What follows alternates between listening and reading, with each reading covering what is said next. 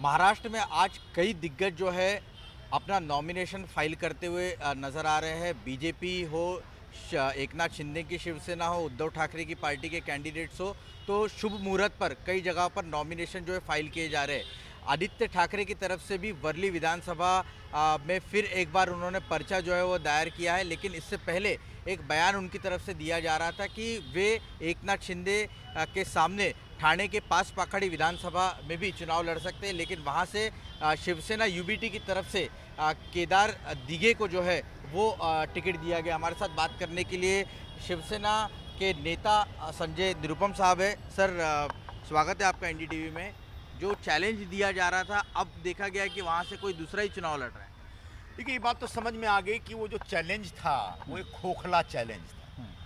महज एक कैडर के अंदर एक उम्मीद भरने के लिए, जोश भरने के लिए आदित्य ठाकरे या उद्धव ठाकरे जी इस प्रकार की बातें किया करते थे। जब लिस्ट रिलीज हुई तो ठाणे में माननीय मुख्यमंत्री एकनाथ राव शिंदे जी के सामने उबाठा ने कच्चा बच्चा को कैंडिडेट बना दिया और आदित्य ठाकरे की इतनी हिम्मत नहीं हुई कि जाकर के वहाँ पर ठाणे में शिंदे जी के खिलाफ चुनाव लड़ रहे हैं। अगर वो कहते हैं कि शिंदे जी ने गलत किया और वो सही हैं, हिंदुत्व छोड़ के सही हैं, मुस्लिम वोटों के पीछे पागल होकर के सही हैं, वो उनको लगता है कि जिस प्रकार से वो कांग्रेस से हाथ मिलाया उनका निर्णय सही है और जिस प्रकार से बाद में एकनाथ राव शिंदे जी ने एक विद्रोह किया, उठाव किया और उसके बाद उन्होंने भारतीय जनता पार्टी के साथ हिंदुत्व के आधार पर सरकार बनाई, गठबंधन बना करके, अगर लगता है कि शिंदे जी गलत थे तो उसको स्थापित करने के लिए उनको शिंदे जी के सामने चुनाव लड़ना चाहिए था और बार बार इस प्रकार के चैलेंज भी करते थे। लेकिन आखिरकार वो जाके वर्ली के एक कोने में जाके सिमट गए। तो वर्ली में भी उनका भला नहीं होने वाला है। वर्ली में भी हमारी जो तैयारी है उस हिसाब से मुझे लगता है कि उनको माजी आमदार होना पड़ सकता है। क्या तैयारी? क्योंकि अब तक वहाँ पे वर्ली एक मुंबई की ऐसी सीट दिख रही है जहाँ पर आप लोग का एक मत होता हुआ नहीं दिख रहा है। नहीं, वर्ली में एक मत है। हाँ, एक मत है वर्ली के बारे में, सब पूरी तैयारी है। और शिवसेना लड़ रही कि बीजेपी? शिवसेना लड़ेगी, शिवसेना ही लड़ेगी, आप चिंता न करें। वहाँ बीजेपी की शाइना इनसी बहुत ज़्यादा प्रचार कर रही है, तैयारी कर रही जब है। तक नाम वाम अनाउंस नहीं होता तब तक अलग अलग पार्टियां, विभिन्न पार्टियों के जो महत्वाकांक्षी लोग हैं वो अपने अपने स्तर पर प्रयास करते हैं और प्रयास करने में कोई गुनाह नहीं है। पॉलिटिकल कार्यकर्ता चुनाव लड़ना चाहता है तो ये एक अच्छी बात है, क्योंकि पॉलिटिकल कार्यकर्ता चुनाव नहीं लड़ेगा तो करेगा क्या बेचारा। तो हर कार्यकर्ता के अंदर चुनाव लड़ने का एक जोश होता है, तो गठबंधन में कहीं ना कहीं समझौता करना पड़ता है, तो सभी कार्यकर्ताओं को तैयार रहना चाहिए। लेकिन वर्ली, शिवड़ी, ये सब जगहों पर हम लड़ेंगे।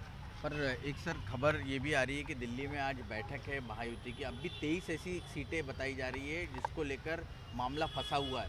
कब तक सॉर्ट आउट होगा? अब तो पर्चे भरना शुरू हो गया। कोई मामला नहीं फंसा हुआ है। महाविकास आघाड़ी की तरह है। हाँ, हमारे यहाँ गठबंधन में एक दूसरे पर जूतम पैजार नहीं हो रही, हाँ, अरे तुरे की बातें नहीं हो रही, एक दूसरे के ऊपर षड्यंत्र लगाने का, षड्यंत्र रचने का आरोप नहीं लग रहा है, एक दूसरे को गालियां नहीं दी जा रही हैं।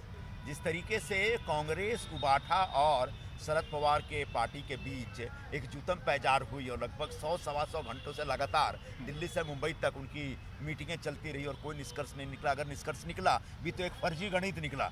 फर्जी गणित ये था कि 85 सीटों पे तीनों पार्टियां लड़ेंगी और कुल मिला के 270 हो गया, जबकि सचमुच 255 होता है। पहली बार ऐसा गणित महाविकास आघाड़ी ने महाराष्ट्र को बताया, पूरे देश को बताया, जिसमें 385 मिलकर के 270 हो जाते हैं। तो अभी भी उनके अंदर भी खूब भयंकर झगड़ा है, लेकिन हमारे यहाँ बहुत स्मूथली चल रहा है, किसी प्रकार का कोई विवाद नहीं है। हाँ, कुछ जब तीन पार्टियां एक साथ चुनाव लड़ती हैं तो कुछ सीटों के ऊपर एक खींचतान रहती है, वो खींचतान खत्म हो जाएगी। आज शाम तक या कल सुबह तक हमारी सीटों के जो शेयरिंग का जो पूरा फार्मूला है वो अनाउंस हो जाएगा। एक सवाल ये है कि संजय राउत पिछले दिनों एक बयान ये दे रहे थे कि शिवसेना सेंचुरी मारेगी सीटों के मामले में। ये 85 पर रुकना पड़ रहा है, क्या वजह है कि अभी भी वो कह रहे हैं कि मैच मुंबई में है, वानखेड़े स्टेडियम के दौरान हम यहाँ पे 6 जरूर मारेंगे? हाँ, मैच तो मुंबई में है, लेकिन उनको मैच के लिए जाना पड़ेगा उधर, क्या नाम है वो, डोंगरी में है ना। हाँ। डोंगरी में जाके लड़ना पड़ेगा, क्योंकि अब वो मुंबई में जो मराठी भाषिक वोट है वो अब उनके साथ नहीं है। उनको उनकी जो पूरी डिपेंडेंस है वो कांग्रेस के जो पारंपरिक वोट है, खासकर मुस्लिम वोट, उसके ऊपर रह गया। और उन्होंने बार बार कहा था सेंचुरी, मुझे बड़ा तरस आता है कि सेंचुरी के लिए लाले पड़ गए इनको। सेंचुरी भी बनेगी कि नहीं अभी इसका कोई पता नहीं, लेकिन सेंचुरी के लाले पड़ गए इनको। जबकि यही जब शिवसेना एकीकृत थी, यूनाइटेड थी, तब कभी 171 सीटों पे चुनाव लड़ा करते, फिर 169 सीटों पे चुनाव लड़ा करते थे, फिर कभी 153 सीटों पे चुनाव लड़ा करते थे। पिछली बार भी अगर भारतीय जनता पार्टी से अलायंस हुआ तो 124 सीट पे चुनाव लड़े थे। लेकिन कांग्रेस पार्टी से अलायंस करने के बाद उनके हालात ये हैं कि अब जाकर के 85 पे ही अटके हुए हैं। अब बड़ी मुश्किल से सेंचुरी मारने के लिए तड़प रहे हैं। बाकी बचा है 15 सीट, और 15 सीट में से कम इतनी सीटें तो उनको नहीं मिलेगी कि वो सेंचुरी भी मार पाएँ। एक आखिरी सवाल, इस विधानसभा चुनाव में परिवारवाद की बहुत छटा देखने को मिल रही है। मतलब आप नाम ले ले, उस पार्टी में किसी नेता का बेटा बेटी चुनाव लड़ रहा है, क्या परिवारवाद तक क्यों सीमित रह रही है महाराष्ट्र की राजनीति? नहीं, सबको तो नहीं दिया गया है। नहीं अगर सर, मान आप लीजिए देखिए अशोक चौहान की बेटी बीजेपी से चुनाव लड़ रही है, फिर आप राज ठाकरे की बेटी की बात करें तो अमित ठाकरे चुनाव लड़ रहे हैं, उद्धव ठाकरे के बेटे छगन भुजबल लड़ रहे हैं, उनके भतीजे गणेश नाइक के बेटे, तो नाम ले उतने। अब गणेश नाइक के परिवार से तो सब लोग चुनाव लड़ते रहते हैं। हाँ। अब जैसे अशोक चौहान जी हैं, उनका एक अपना प्रभाव है नांदेड़ में, और जिस सीट से उनकी बेटी को टिकट दी गई है, उस सीट का कभी रिप्रेजेंटेशन ने खुद किया था। वो सीट सुरक्षित रहे और उस सीट पर अशोक चौहान और शंकरराव चौहान जी की परंपरा जारी रहे, वो लिगेसी बरकरार रहे, इसके लिए उनकी बेटी को दिया गया। उधर नारायण राणे के सुपुत्र, उनने तो चुनाव लड़ने के लिए हमारी पार्टी ज्वाइन किया, उन्होंने उनका स्वागत किया। तो इसमें गलत बात नहीं। राज ठाकरे की एक स्वतंत्र पार्टी है, अगर वो अपने बेटे को चुनाव लड़ाना चाहते तो इसमें गलत क्या है भाई? एक डॉक्टर का बेटा डॉक्टर बन सकता है, वकील का बेटा वकील बन सकता है, तो एक पॉलिटिशियन का बेटा पॉलिटिशियन क्यों नहीं बन सकता? मुझे आज तक समझ में नहीं आया। नहीं, लेकिन सवाल ये कि सर कार्यकर्ता जो कई दिनों से काम करते हैं, उनकी भी तो इच्छा होती है ना कि वो चुनावी मैदान। 100 में से एक सीट अगर नेता के बेटे को दे दिया गया तो सारे कार्यकर्ता थोड़ी मरहूम हो गए। हाँ। ऐसा नहीं होता, ऐसा नहीं होता। ऐसा सारी सीटें अगर नेता अपने बाल बच्चों को दे दे तो एक सवाल उठता है, तब तो विद्रोह हो जाएगा। हाँ। लेकिन सभी नेताओं को थोड़ा सा एक स्पेस मिलना चाहिए, अपने परिवार के लोगों को भी उस परंपरा को आगे बढ़ाने का मौका देने के लिए। सरकार बना रही है आप? बिल्कुल सरकार बन रही है, मुख्यमंत्री महायुति की सरकार बनेगी 100%, और मुख्यमंत्री भी महायुति का ही बनेगा। लेकिन एकनाथ शिंदे साहब बनेंगे, आपकी पार्टी का मुख्यमंत्री होगा। आज हालात ये है कि पूरे चुनाव प्रचार का नेतृत्व महायुति के मुख्यमंत्री श्री एकनाथ राव शिंदे जी कर रहे हैं। एक बहुत बड़ा सत्य है और तथ्य है। अब चुनाव के बाद भी मुख्यमंत्री महायुति का ही बनेगा, ये हमारी घोषणा। आप खुलकर बोलते हैं, वो खुलकर कब जवाब देंगे?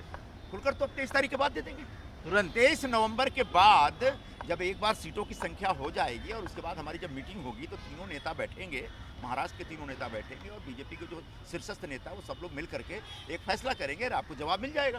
शुक्रिया बात करने के लिए। तो मुख्य तौर पर अगर देखें तो महाराष्ट्र में सीटों के बंटवारे को लेकर अब भी महायुति के बीच में मामला फंसा हुआ है। लगभग 23 सीटें हैं, लेकिन शिवसेना के नेताओं का दावा है कि आज शाम तक ये भी मसला सुलझ जाएगा, और परिवारवाद को लेकर जो महाराष्ट्र की राजनीति पे चर्चा देखने को मिल रही है, उसको लेकर भी बड़ा ही सोचा समझा और सधा हुआ जवाब संजय निरुपम ने दिया है कि एक सीट अगर किसी नेता के बेटे को मिल जाए तो इसमें गलत नहीं होता है, बाकी कार्यकर्ताओं के लिए होती है। तो बहुत जो हमारे सभी सवालों का जवाब यहाँ पर संजय निरुपम ने देने की कोशिश की है। महाराष्ट्र की राजनीति की हर अपडेट हम आपको देने की कोशिश करेंगे। आप जुड़े रहिए एनडीटीवी के साथ।